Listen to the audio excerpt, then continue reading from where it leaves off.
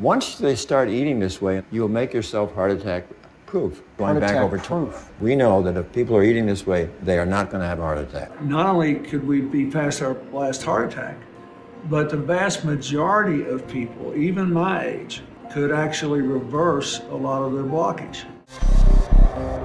Everywhere you look, it seems a heart attack is just waiting to happen. If you haven't had a heart attack yourself, you likely know someone who has. But I've got a secret to share. With what we know right now, we could see the last heart attack in America. I've been investigating this for over a year. I've got lessons to share, things you need to know, things your doctor may not tell you.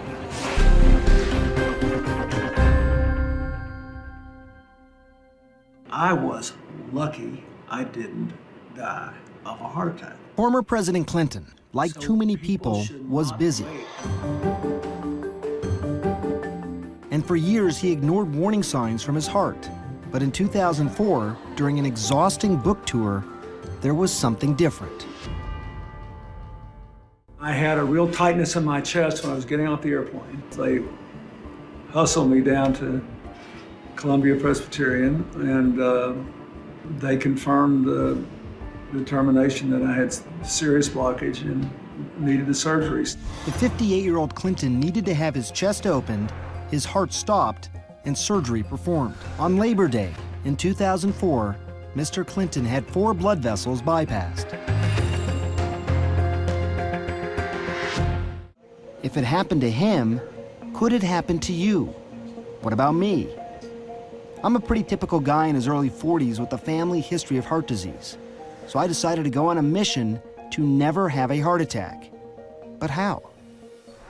When people talk about trying to end heart attacks in the world, or in America at least, one of the ways to do that is to take a look inside the heart, see what's happening before someone ever has a problem.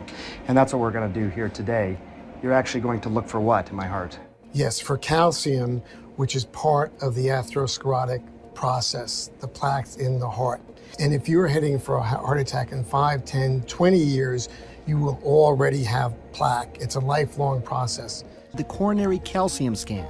That's the test I'm having done. We can now find clues before heart trouble gets dangerous, even before the first symptoms. As president, Bill Clinton never got any of the advanced imaging, like the coronary calcium scan or the ultrasound of his carotid. Those are tests that are now more readily available to everyone. Did you ever wonder how seemingly healthy people can have a heart attack? This may surprise you. Most heart attacks happen in people with no symptoms, in people whose arteries are less than 50% blocked. Your body needs cholesterol, actually makes it. It's in the lining of every cell in your body. The liver sends out LDL cholesterol, and when everything works right, the good HDL scavenges excess LDL and brings it back to the liver. You also get cholesterol in foods, things like meat, French fries, eggs, butter, desserts, ice cream. Your cholesterol number is a good measure of what's in the blood. But here's the problem. It doesn't tell you if it's building up in the walls of your blood vessels, forming plaque. It's the plaque that causes heart attacks. Here's what does matter: the size of your LDL, or bad cholesterol particles. Larger LDL particles don't pose much of a threat because they pass through the blood vessels without sticking.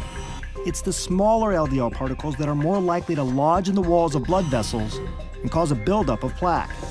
That's why Dr. Agatston wants a blood sample.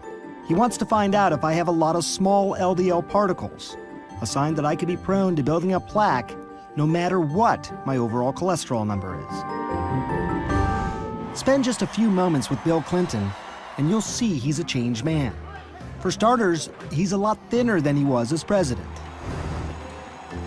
Dr. Dean Ornish has studied and written about diet and heart disease for decades. Mrs. Clinton asked me if I would work with the chefs who cook for the first family, and then began working with President Clinton directly as one of his consulting physicians. The president did like unhealthy foods, and we were able to put soy burgers in the White House, for example, and to have him get foods that were delicious and nutritious. But President Clinton's heart troubles were not over. When the devastating earthquake struck Haiti in 2010, President Clinton flew to Port-au-Prince to support the relief efforts. I spent time with him and saw that he looked tired, not himself.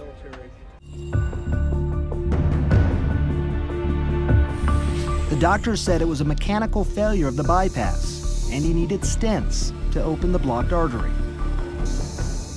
The goal of the treatment, and I think it will be achieved, is for President Clinton to resume his very active lifestyle. This was not a result of either his lifestyle or his diet, which have been excellent. But Dr. Dean Ornish didn't see it that way. And so I wrote him a letter and I said, you know, the friends that mean the most to me are the ones that tell me what I need to hear, not necessarily what I want to hear. And you need to know that your genes are not your fate. And I say this not to blame you, but to empower you. And I'm happy to work with you to whatever extent you want to move forward in that way. And we met a few days later and he said he was ready to do it. This time around, he decided to get much more strict in his approach. No more meat, no more eggs, no more dairy, almost no oil. The mantra is, eat nothing that has a mother or a face. Talked about the fact that you love to eat. I mean, this is. But I like the stuff I eat. I like the vegetables, the fruits, the beans, the stuff I eat now. I like it. Do you call yourself a vegan now then?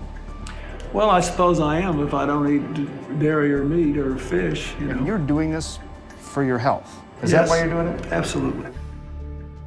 Clinton's dietary guides, Dean Ornish, and this guy, Caldwell Esselstyn, at the Cleveland Clinic. Every month, the 77-year-old Esselstyn holds a day-long seminar, attracting doctors and heart patients from across the country, like Sharon Kintz, a retired private investigator from Canton, Ohio. Kintz had a heart attack 6 months earlier after a coronary artery became completely blocked. What Kintz did next may surprise you.